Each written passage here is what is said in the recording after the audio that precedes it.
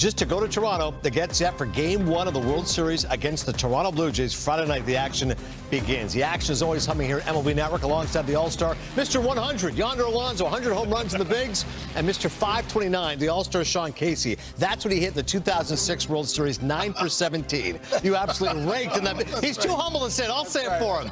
I'm Adnan Burke. It's great to have you Guaranteed with us. 2 hits. 2 hits. Guaranteed. 2-hit case. It's calm around here. As far as the scene in Toronto, you know, this entire country of Canada is fired up for this game. They had as are you. Absolutely. As a resident Canadian case, I don't need to fly to Toronto. I can run there. I'm just so excited. It's going to be a great scene on Friday night. It's going to be their first World Series game in Canada, in Toronto. First time in 32 years, going back to 1993. We all remember Joe Carter and his immortal home run. Friday, 8 o'clock Eastern on Fox. You know, Game 7 averaged 6 million viewers on SportsCenter. That's a broadcast reaching 11.8 million Canadians. It's a country of 41 million. Case, that means if you extrapolate for Americans, that's like 80 million Americans watching baseball games. It's crazy. Well, you know what? I know the country's going crazy, and obviously Toronto is. Yeah. But if it's anything like we saw in Game 7 when Springer hit that, didn't you feel like for the next 3 innings the place was shaking? Like, I feel like my TV couldn't, like, you know, I heard it was crazy. So I love those fans. For them to wait 32 years to get back to the World Series, that place is going to be rocking Game 1. Secret, too, is Game 7. Yeah. Stakes are hot, right? I would hope this is going to be one of those, too, where we do have a Game 7. Yeah. Because this is going to be electric. This is going to be so much fun, right? It's a country that's behind their team with Toronto, which they've been incredible all year. I mean, it's been a sold-out crowd all single season there. So the Dodgers, obviously, you know what they're bringing to the table. They love to play on the road as well.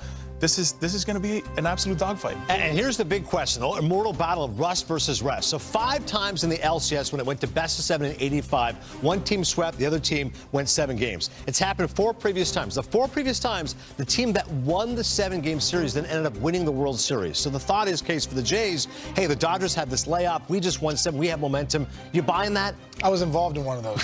06? 2006. 2006. We swept. I was with the Detroit Tigers. We swept Oakland. Oh, Oakland, yeah. We beat the Yankees. Then we swept Oakland, ALCS, and then the Mets and the Cardinals went Game 7 with them. And it was a weird kind of like, man, we're waiting for that series to end. Yeah. Got off to a tough start because, you know, listen, this is a game of rhythm. It's a game of rhythm and timing. So it'll be interesting to see. I think the Dodgers are such a well-oiled machine. I know they're probably doing some scrimmages, getting ready. They've learned from past mistakes. So I don't think it's going to bother them. I'll take any momentum, right? And obviously that's what the Blue Jays are hoping for is a cold-feeted Dodgers team where they've taken some rest and now they're going to be a little bit stagnant coming in off the hot. So you got to win Game 1. If you're Toronto, you have got to try to win Game 1. If you win Game 1, then obviously you're playing with house money. You try to win Game 2. However, you're looking at this Dodgers roster. You're looking at this team and what they've overcome. What is their biggest asset? The starting pitching. Getting on the board early and having that starting pitching. As far as the Jays are concerned, it could have a huge impact here having Bo Bichette back. This guy hit .311 this season, 139 games, 19 home runs, 94 RBIs. He's not at complete full health, believed to be coming in, but he told John Morosi when he was asked, you're going to play, he said, I'll be ready. Yeah. Now, Bo might go to DH. Now, Springer, who's obviously banged up, might have to play the outfield. He hasn't played the outfield September 24th. But let's just go one step at a time. You get Bo back. That's big. If Bo Bichette's healthy, he's got to play. He's got to be in the lineup. I feel like Bo can't just come off the bench. You know, you have a situation where you could put Barger to third, Clement to second, and then you have Bichette DH, and you got Springer in right. Springer's played 54 games in the outfield. You know, he's not what he used to be as an outfielder, but he's still very good, still a great athlete. Listen, you talk about Bo Bichette. This guy's one of the best hitters in the game. Not just on the Blue Jays, one of the best hitters in baseball. Hit .311 with 18 pumps, 94 RBIs. Was one of their best hitters and a huge reason. They're not here without Bo Bichette. I really believe that. The Toronto Blue Jays are not here without Bo Bichette. Who will they be facing? They'll be facing guys that have some fuel. 96, Yamamoto, 97, Glasnow, Snell, Ohtani's going to hit you with 100. Sasaki's going to close the game out. He's going to hit you with 100. Well, guess what? You got a guy in the name of Bo Bichette that all year long pitches 97, 98. He's one of the top 2 hitters in the game. So it doesn't bother him. 97 inside rail, bullet. This is what I love about Bo Bichette. Line-to-line guy. Watch this right here, Yonder. 100, outside black, no big deal. How about a bullet into the corner? You know, this guy is one of the best hitters in the game. I think that's the point that has to be made. If he's healthy and John Schneider and those guys can look at this right here. Highest average versus 97 plus. Bo Bichette at a 448, 150 pitches faced. This guy is the real deal. And also, if you look at his numbers with the team, you know, what he's done this season. I mean, he was first in batting average. Here it is right here. Bo Bichette. Don't forget this, man. First in batting average, first in extra base hits, first in RBIs, first in total bases, third in OPS. Yeah. You're not just getting back a nice piece. Yeah. You might be getting back your best hitter. And I think that needs to be, we need to recognize that when you're saying, oh, is Bo going to be healthy? No, if he's healthy, you're actually getting back one of the best hitters in baseball into your lineup in the World Series. I think it's I couldn't agree with you more. I mean, it's the whole thing of don't ruin what they're having right now, and they're playing such good baseball. Why bring in a guy like that? This is a guy that's led the league in hitting in the past 2 or 3 years, or he's top 5. Yeah.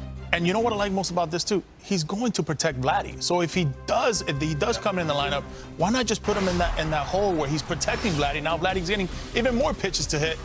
I just think when you look at this guy and what he brings to the table, I don't care if he's limping. I don't care if he can't go first or third. Right. He's going to drive me in too. Yeah, if he can hit, he's going to drive me in too, and he's going to be a tough out. He's not going to strike out. He's going to lengthen that lineup as it is already. So, yeah, give me that guy all day long. Oh, look at this record with him and without him. I mean, yeah, you can score runs for a short period of time, but over the course of a season, you get Bo Bichette back in key. The other thing, too, yonder, he has 381 runners in scoring position. That's clutch. It's just, and they're going to need that, right? They're going to need guys with men on second, men on third, and he's going to hit, like we just showed right there, 197 miles an hour in a gapper. Yeah. And if he can't score from second home after that dig, then so be it. But the score is 1-0. Yeah. And also, you just said, and I love that, runners in scoring position, high leverage situations, one of the best in baseball. So. Bo has not played since September 6th, but he will be ready to go. The other part of this is interesting is, yonder, we know Shohei Ohtani, he spurned Toronto, right? The Jays wanted to get him. The fans will be all over him, games 1 and 2.